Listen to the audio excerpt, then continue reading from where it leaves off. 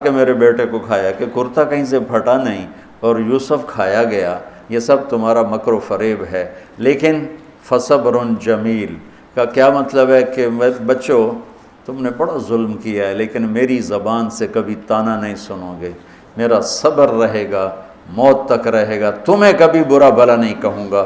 और इतनी नाफरमान औलाद को गले से लगा के रखा, सीने से लगा के रखा। इस मोहब्बत ने उनको भी तौबा पे आके खड़ा किया। अगर वो आजकल के वालिदैन घर से निकल जाओ, आग कर दो, औलाद और माँ बाप में रस्सा कशी और लड़ाई है और झगड़ा है और नफ़रत है, ना वो ज़िद छोड़ता है ना वो ज़िद छोड़ता है। माँ बाप को ज़िद छोड़नी चाहिए। बच्चे नादान होते हैं, अकल के कच्चे होते हैं, तजर्बा होता नहीं है।